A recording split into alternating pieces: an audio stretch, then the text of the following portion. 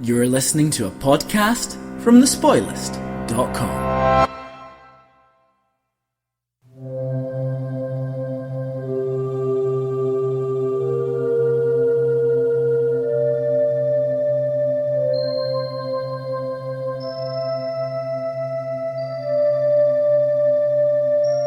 Cyberspace, the new frontier.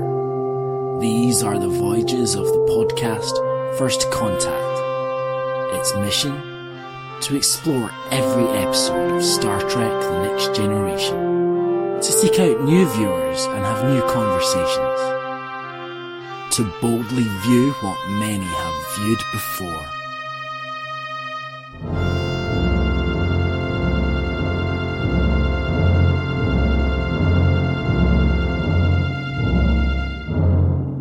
Welcome to First Contact, the Star Trek The Next Generation introcast, where two veterans guide a newcomer down the corridors of the Enterprise D and try to do so with a spring in their step and a song in their heart. I'm Andrew. I'm James. And I'm Alex, God blimey governor, so I is, apples and pears, here to talk about Mr. Holmes and Mr. Data and some good old-fashioned Cockney prejudice. This episode is Elementary Dear Data, which first aired the week of December 5th, 1988. It was written by Brian Allen Lane and directed by Rob Bowman. James, what's it all about? Remember The Big Goodbye? Well, this is just a remake of that, featuring Data as Sherlock Holmes, instead of Picard as Dixon Hill. Somehow the computer is now capable of creating sentient life, as it renders a Professor Moriarty capable of outwitting Data. The Professor kidnaps Dr. Pulowski in order to gain information, but eventually everything is solved with Data's deduction and Picard's diplomacy. Isn't that a nice, neat ending? Isn't it? So Alex, what did you think of this one? A highly original tale. Well, I mean, this is probably the best episode so far, isn't it? Let's be honest. Which also means that any nitpicking of this episode is going to seem incredibly petty. Still, that's never stopped us before, so let us carry on. We said back during the big goodbye that what production teams seem to be able to do well at Paramount is a big period piece. They can build a really nice set or get props and costumes from the backlot. It's something they know how to do, and they can do it incredibly well. Here they don't let us down with a great recreation of 19th century London and a highly elaborate set. They can do this, it's good. I can see why they go to the holodeck. Yeah, I mean, it's quite an impressive set compared to what we normally get. I mean, if we're being harsh, it has tinges of Dickens' World in Rochester, but we'll let it pass. Look, it's England, that's all you need to know. The episode opens with a captain's log in which either Patrick Stewart sounds like he has a cold or he really can't be bothered anymore. I'm not quite sure, but the general gist is that there is sod all to do once again, so the Enterprise is hanging around, so everyone has leisure time, like they seem to do every second or third week. It's good. It's not shore leave this time, but there is time for some recreation. He's not fighting with a sword this time. I don't know what he's doing, but Geordi is building a model ship. Yes, and apparently it's incredibly urgent that he sees Data for no good reason whatsoever. And I don't know, like, is main engineering the best place to be building an elaborate model ship? Would his quarters not suffice for activities such as that? Argyle would never be building a boat in engineering. He'd never have done that. No, he'd be making a little monument to himself, a little clay head. You know, like the video for Lionel Richie's Hello, like that. And First Contact merchandise, including Argyle's head, will be coming soon. Although, it does seem that the other engineering crew, including Assistant Engineer Clancy, she seems fairly amused by Geordi's activity. Do you think none of the other engineers are actually allowed to bother Geordi? Look, he's doing his boat. Just don't talk to him. He's making his boat. I don't know what to do. Like, the dilithium crystals are overcharging. Is that what they do? Don't bother Geordi. He's playing with his toy boat. What is this obsession with maritime and whatnot? I don't really understand. I've heard it mentioned before. Why are they so interested in boats? Because it's the 24th century. It'd be a long time away. Well, I'm sure they won't elaborate on that in any of the movies. Jonathan Frakes grew his beard during the writer's strike, and when Gene Roddenberry saw it, he said, "Keep it because it's nautical." So they obviously want to keep that theme going on throughout. So the teaser is the boat. It's a conversation between Data and Geordi, which sets up the rest of the episode. This is what we want from a teaser. As character stuff, we've already established that Data's quite into Sherlock Holmes investigating when he did that in that terrible episode last season. You know, the one terrible episode last season. Oh, I can't remember which one. There's just so few terrible episodes to pick out. But, you know, this character dynamic has already been established. We know he likes Sherlock Holmes, so let's delve deeper into that. That's good, I like that. It perhaps seems a little out of left field at the start of the episode. Oh, look at my model ship. Let's go and play Holmes.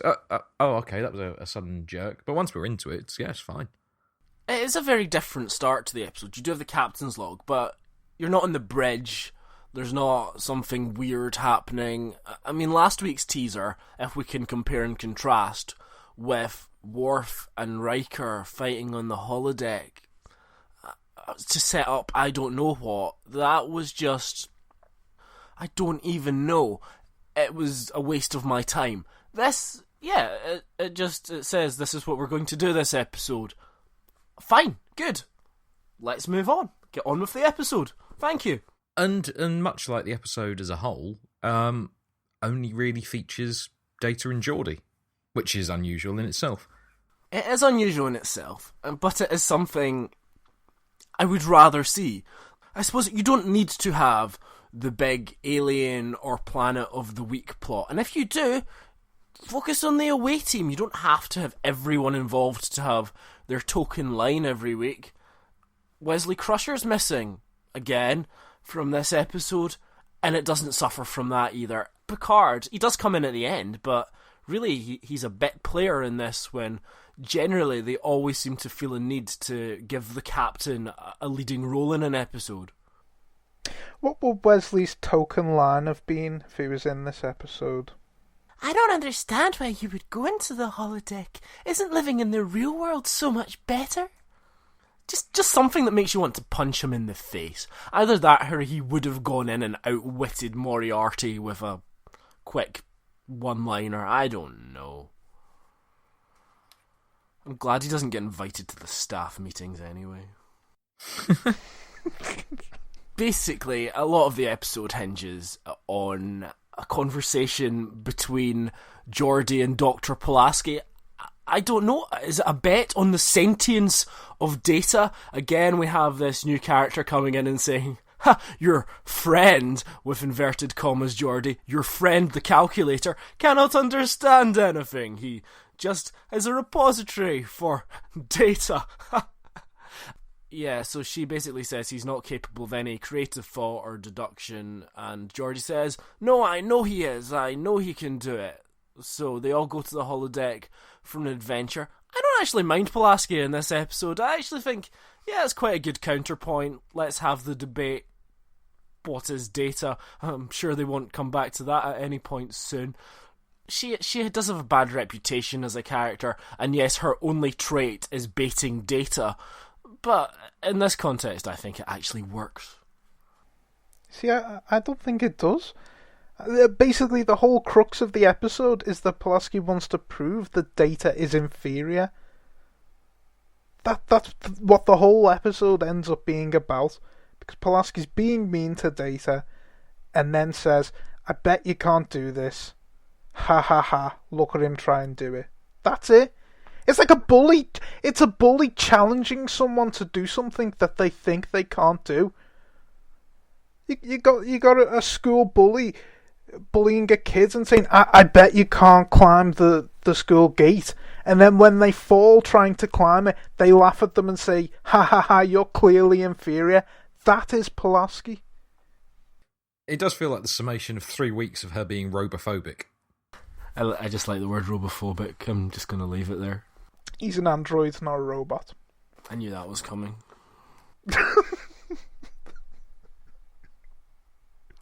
What I like is when they're on the holodeck and Geordi is explaining it to the audience. Sorry, Dr. Pulaski. And he says, "Don't worry, the computer fools you in other ways. Don't worry about it. Just accept that we're in a fully realised, huge world."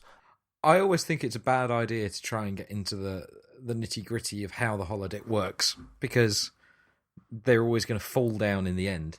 So they start off with that thing of, well, it uses false perspective, so it actually appears, although it's being projected on the wall, it appears that it's much further away and it tricks your mind. Okay, so how do you not then just walk into the wall? Oh, other ways. What other ways? Other ways. How come I can be, like, in a house on one street and you can be, like, in a completely different place and we're not actually just beside each other? It does actually make no sense. It's better just to not explain it. And I'm happy not to explain it. I'm happy that there's a room they can go to and create a world. Fine. That's all I need to know. I don't need too much detail. But yeah, don't ask questions. And then we don't get to the bridge. We don't get to the bridge until 15 minutes into the episode for a really important scene where Worf says there was a power surge. What was it, Worf? I don't know. He plugged in his hairdryer. Talking about the holodeck and the computer in general. So if you say one word wrong, this means the computer is essentially capable of creating a sentient life form. A life form with more intelligence than Data. Data, who is a one-off android who it was almost impossible to create as far as we can gather. The Enterprise computer, which as far as I can tell is quite stupid, can create life. It is basically like Liz Hurley in that terrible remake of Bedazzled, where one word out of place and everything screws up. Yeah, I've always thought that film is a really good way of culling friends. If they prefer that version to the Peter Cook and Dudley Moore version, I wish to never speak to them again.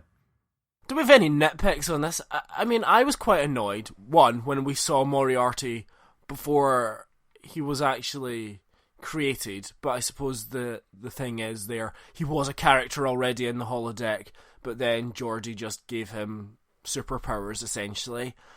And then the fact that he was able to open an arch just by saying arch as a character in the game.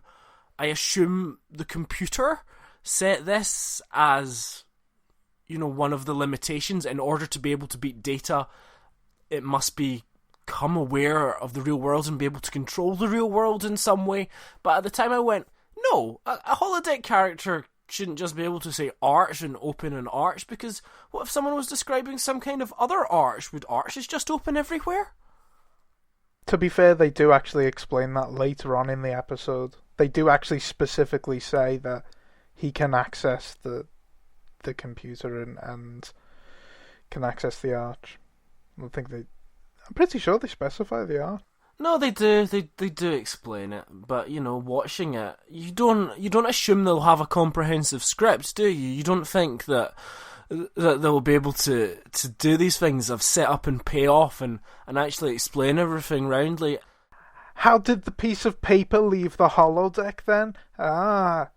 The piece of paper which leaves the holodeck. The original script actually had that as a plot point, because it was originally going to be confirmed that the computer, through Geordi's bad programming, had meant that now matter could leave the holodeck, and Picard was going to trick Moriarty into switching himself off so he couldn't leave the holodeck, making Picard look like a bit of a dick. But Gene Roddenberry didn't like that, and so they made him change the script, so that wasn't the case. But this remains. Did it bother anyone at the time? No, I didn't even notice it at the time. It didn't occur to me. Which again we say is a sign of a good episode, when the little things that don't make sense don't bother you, because ultimately it doesn't matter. They could wave it away with one line saying some artifacts are replicated, if you really wanted to, because it's not hard to replicate a bit of paper. I mean, do I think that that other ending would have worked better? I don't really. I think both are acceptable, to be honest. I think you would have had to have changed the ending to some degree anyway, because the episode as it is now makes Moriarty out to be a much more sympathetic character, which is a surprising turn, considering the source material.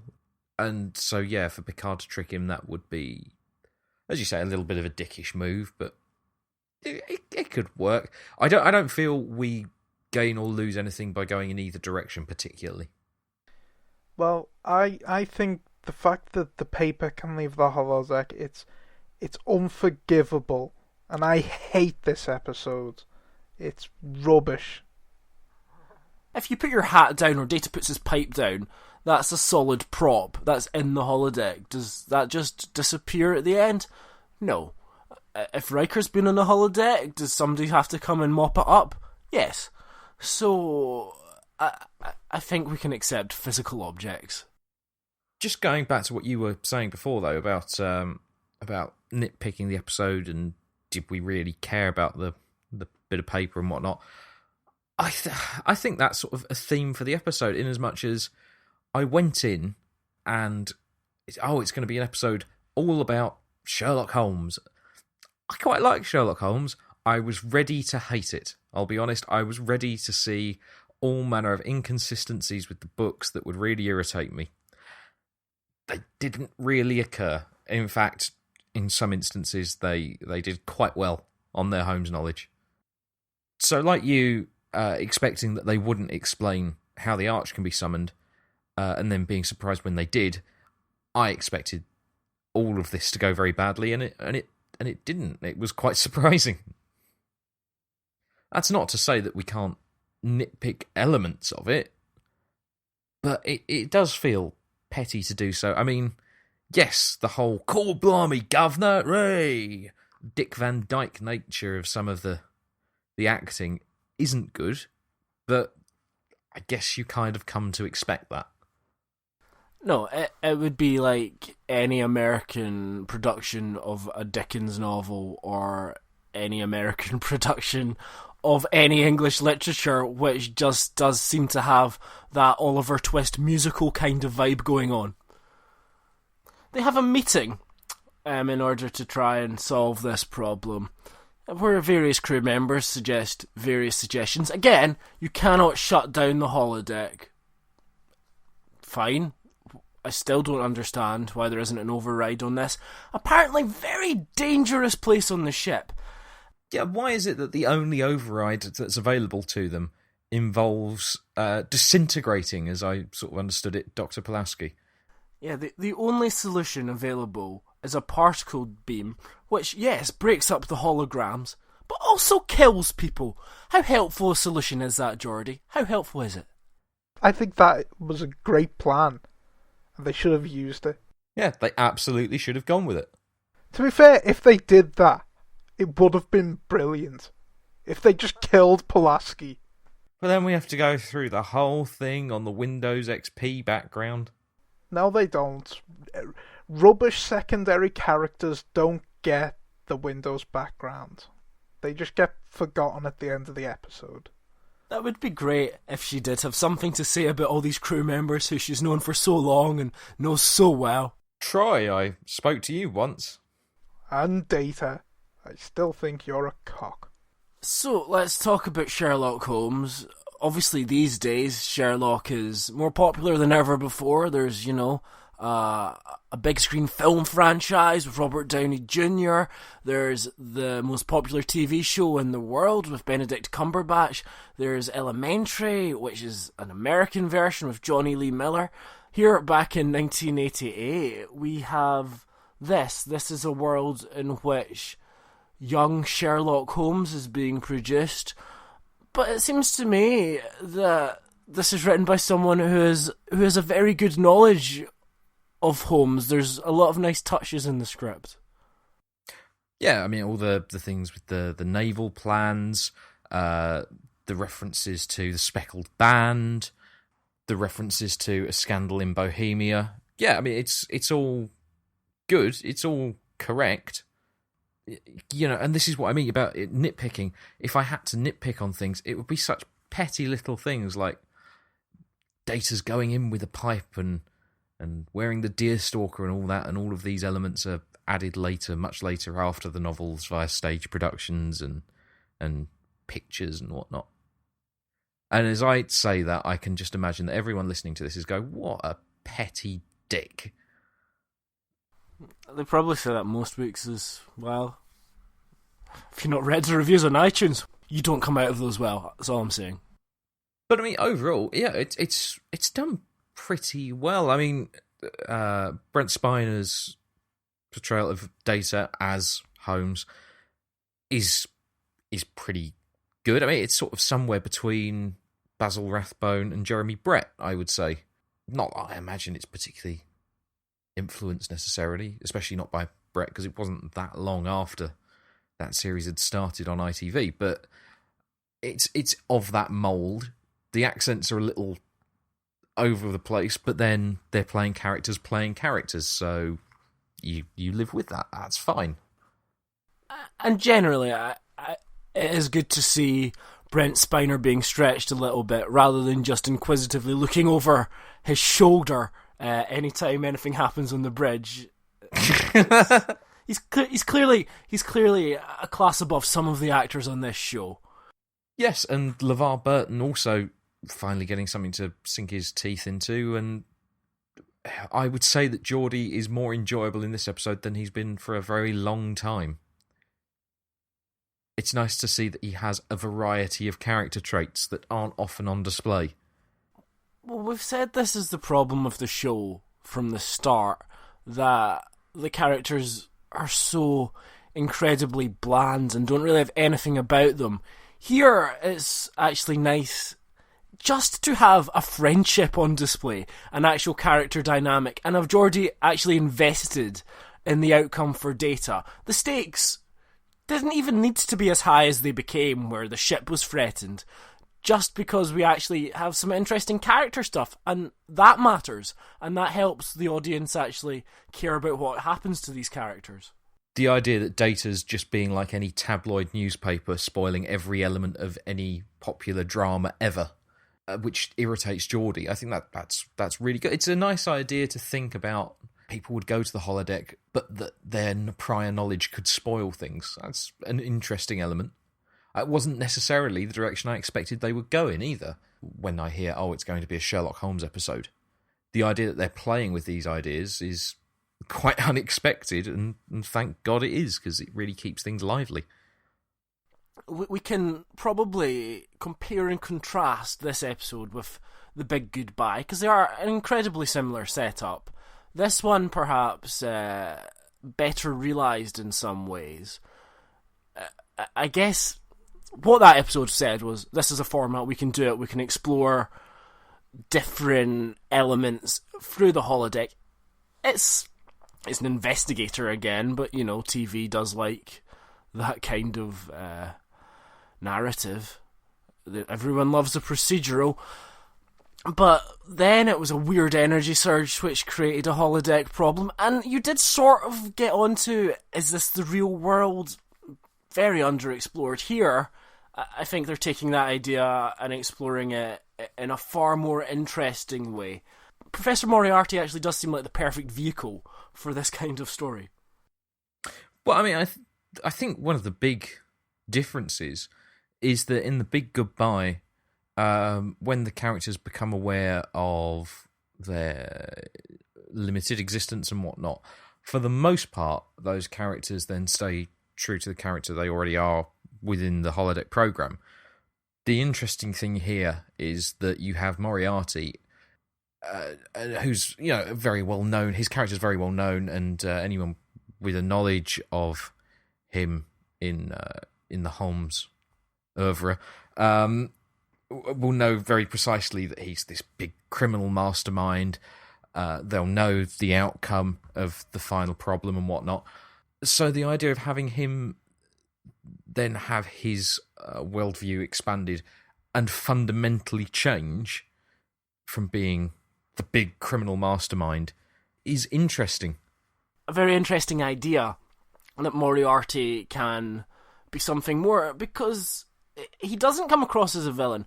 He kidnaps Pulaski, and sure, he learns from her, he does threaten the ship, but He does seem, in that final confrontation with Picard, incredibly reasonable. It doesn't seem like he's got any terrible plots or he actually has any bad motivations. He just wants to be alive, which seems fair to me. It doesn't seem like he's dastardly. Maybe earlier, I don't know, would it have been beneficial to see him before he had actually gained sentience and him doing ridiculously cliched villain stuff?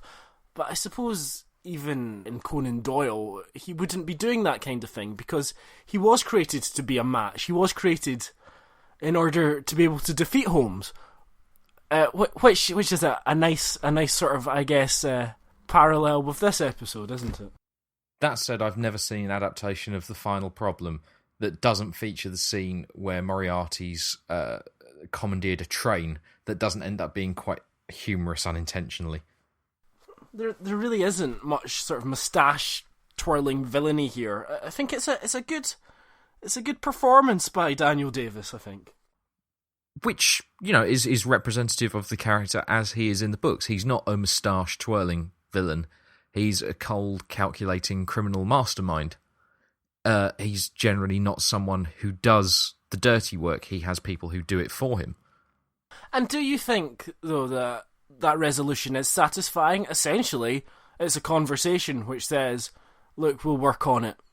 We can't do anything right now, but we're going to try and do something about this. Is that satisfying, or do you sort of think, well, I need something more? That just seems like abandoning the problem for now. That's going to come back to haunt them later.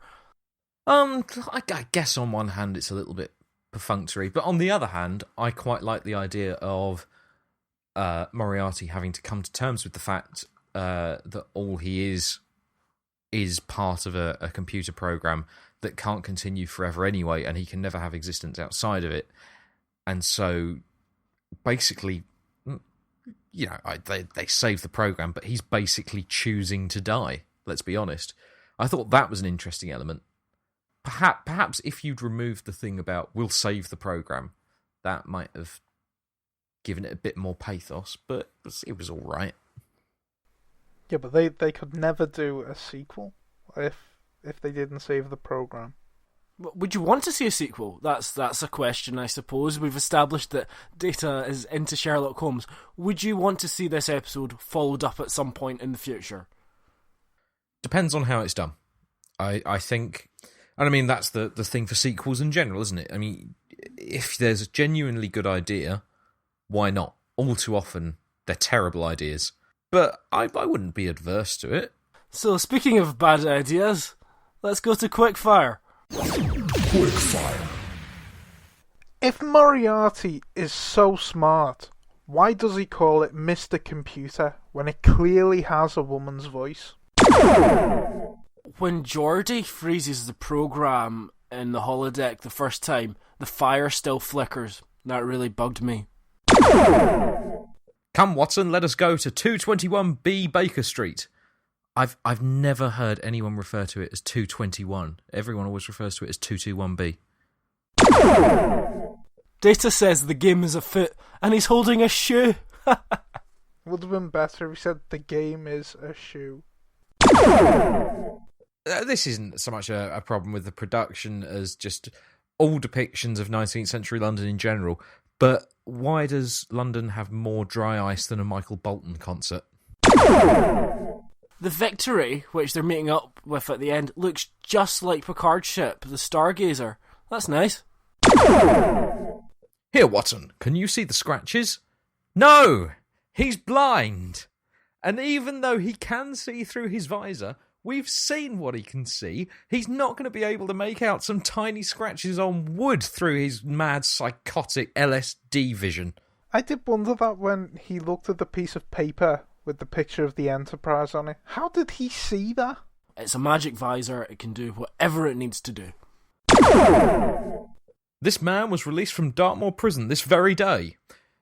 Okay, so this is in central London. Let's say, for argument's sake, near Baker Street.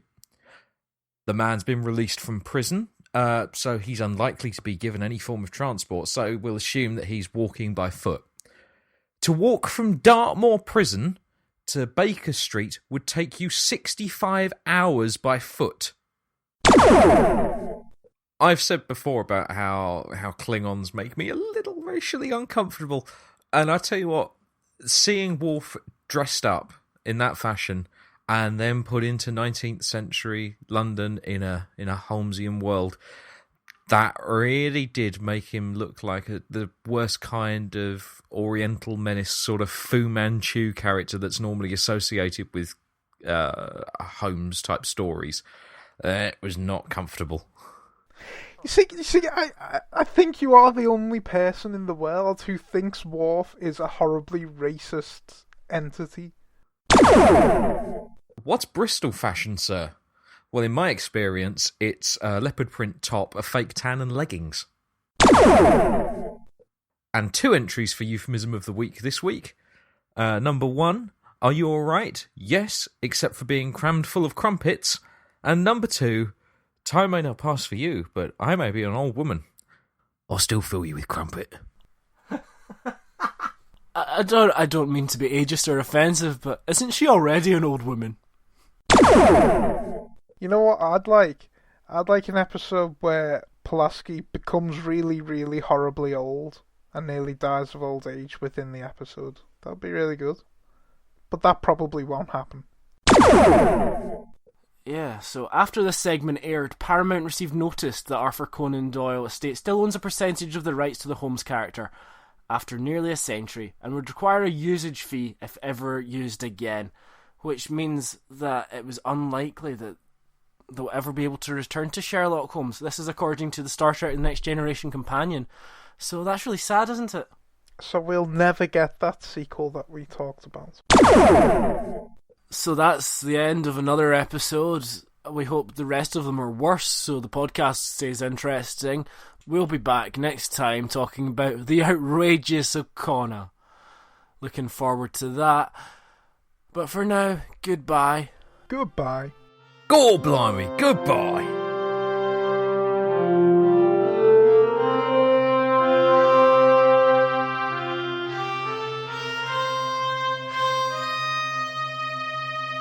But Riker's beard, of course, he grew that during the Riker strike. I like the Riker strike.